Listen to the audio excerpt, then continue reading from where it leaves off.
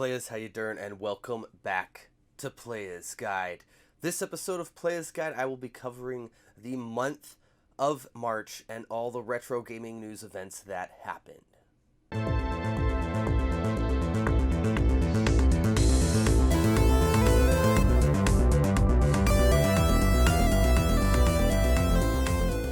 At the start of the month of March, the PlayStation 2 became 20 years old, making it a retro console in many gamers' eyes and opinions. And furthermore, Sony also announced that the PS5 would be backwards compatible, which is very interesting to many retro gamers. However, they said to the PS4, most PS4 games will be playable on your PS5. We still don't know about the PS3, PS2, and PS1, but at this point we can kind of assume that those games will not be playable on the PS5. However, you never know what Sony might pull out of their sleeves. An unreleased prototype for the Nintendo 64 has been dumped. The game is Viewpoint 2064. So this game is a sequel to a game that was released on the Neo Geo, and it is now available for you to download and play through on your EverDrive. The TurboGrafx Mini, which we announced a while back on this channel on the Retro Gaming News, is now delayed due to COVID-19. Not exactly sure why and how COVID-19 has affected it, but I'm sure there's many aspects of production and possibly late design and tweaking of the console that could have impacted it. Sonic the movie will be receiving an early digital release. It's out now at the time you're watching this, but they made it happen so quick.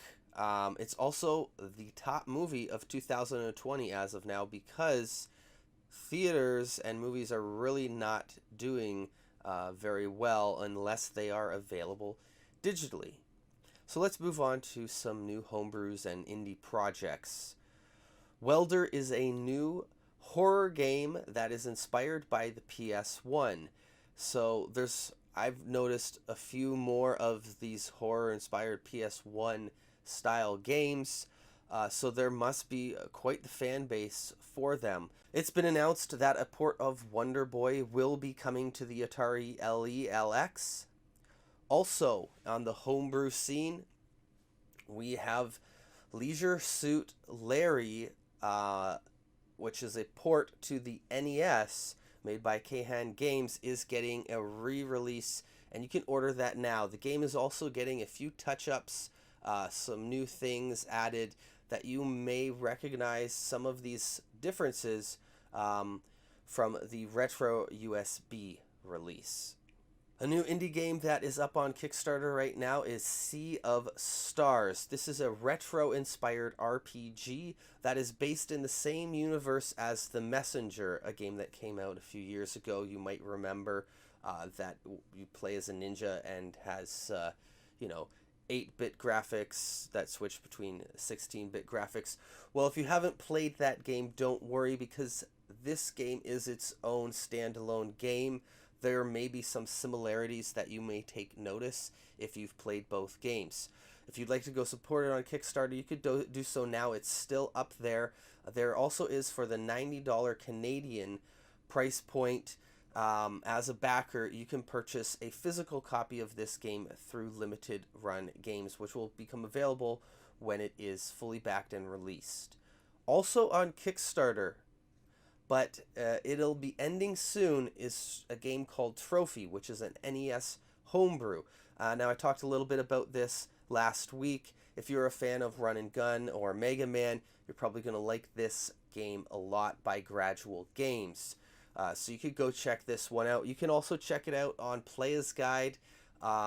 Some of the streamers have been streaming it on Twitch, and we've had D-Pad Danny play it. We've had At Home Dad Gamer play it. I think Oaz will be streaming Trophy shortly on Playas Guide. Come join our community over on Twitch. and see what the highest quality of retro gaming looks like. You can also check Playas Guide out on Discord, and don't forget to follow Playas Guide on Twitter, Instagram, and subscribe on YouTube. That's everything for March's Retro Gaming News 2020. Thanks so much for watching and subscribing to the channel. Later, Playas, and stay retro.